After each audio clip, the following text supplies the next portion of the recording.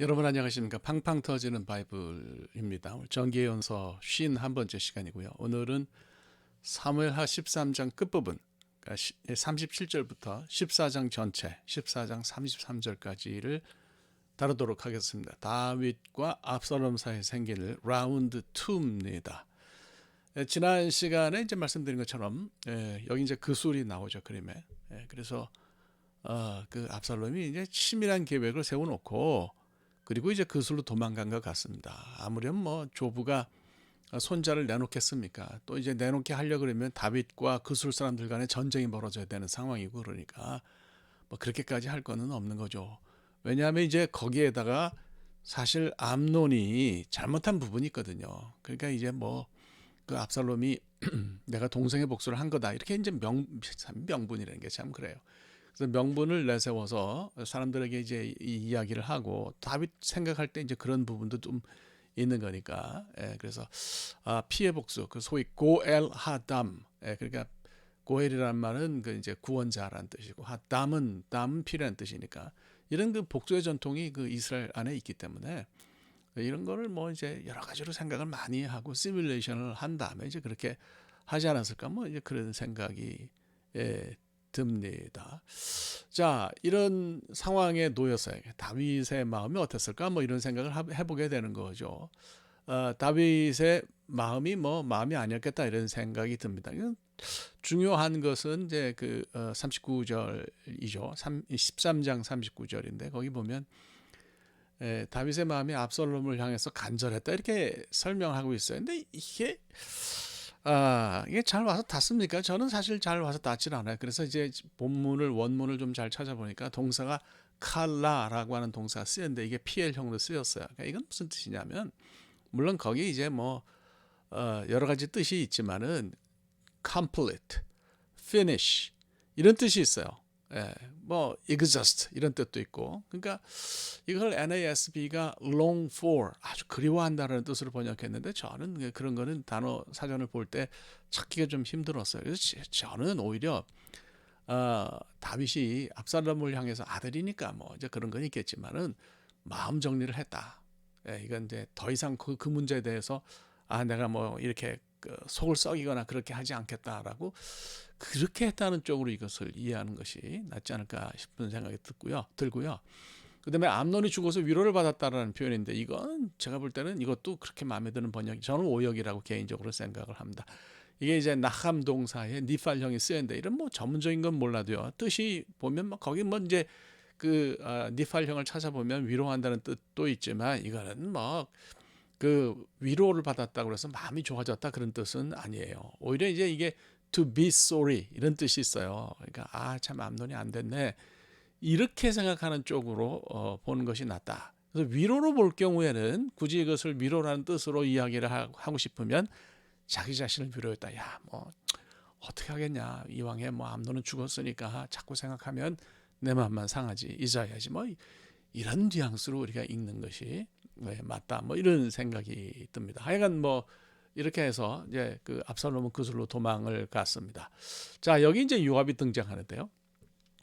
요압은 2인자로 처세를 하면서 압살롬 못지않은 그런 꼼수를 아주 잘 사용하죠. 꼼수의 달인이에요. 뒤에 좀 더 자세하게 이야기하겠지만 꼼수는 꼼수를 부른다고 할까요?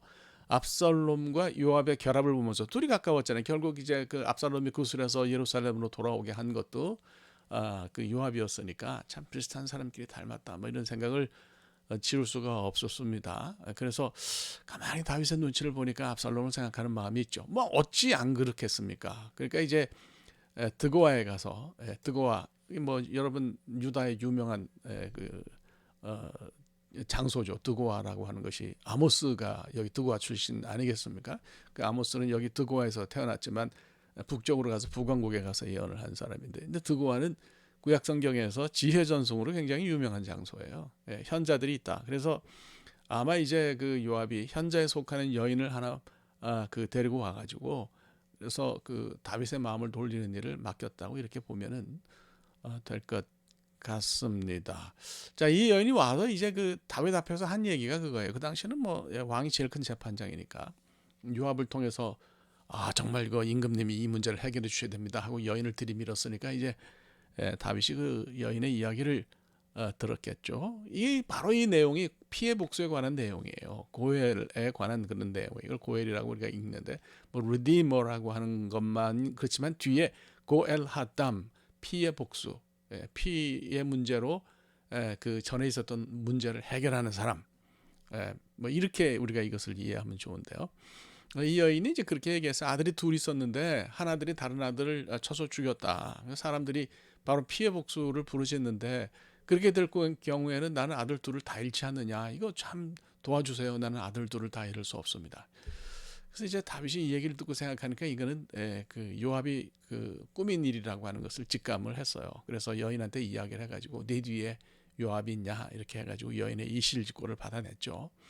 그래서 이제 각 곰곰 생각해 보니까 암논이 나쁜 짓도 했고 압살롬도 3년이면 뭐 죄값을 치렀다는 그런 생각이 들어서 돌아오도록 허락은 했죠. 그걸 볼 수가 있어요. 근데 이제 다윗이 압살롬을 만나주지 않으니까 요압이라고 그래서 뭐 나서서 그렇게 할 수 있겠어요? 그 압살롬이 자꾸 만나달라고 그러니까 요압이 만나주지 않아요. 곤란하니까 뭐 그렇잖아요. 그러니까 이제 요압의 그 밭에 불을 질렀어요. 이렇게 막 불을 지르니까 이제 요압이 화가 날 거 아니에요. 너 왜 내 밭에 불 지르냐 해서 이렇게 만나는 거죠. 정말 꼼수와 꼼수가 만났다는 생각을 지울 수가 없는 거죠. 결국 이제 이렇게 해서 다윗은 압살롬을 만나 주어서 예루살렘에 돌아와서 다윗을 만나지 못하고 있던 그 압살롬이 아버지 다윗을 만나는 것을 볼 수가 있어요. 이 얘기가 뭐 이렇게 정리가 되는데요. 저는 이제 생각을 두 가지로 여기서 생각해야 될 것이 두 가지가 있다 이렇게 봅니다. 우선 첫째로는 허리가 아니라 마음을 굽혀야 됩니다. 33절에 보면 14장 33절에 보면 압살롬이 다윗을 만났을 때 얼굴을 땅에 대면서 허리를 굽혀가지고 완전히 뭐 바싹 얼굴을 땅에 댔다니까 얼마나 이게 낮추는 거예요 자기를. 그렇게 해서 이제 다윗에게 절을 했는데 이런 사람이 나중에 배신을 때리고 반란을 일으켰단 말이죠. 그러니까 이제 이게 쉬운 일은 아니지만은 행동에 속을 건 아니라는 생각이 듭니다.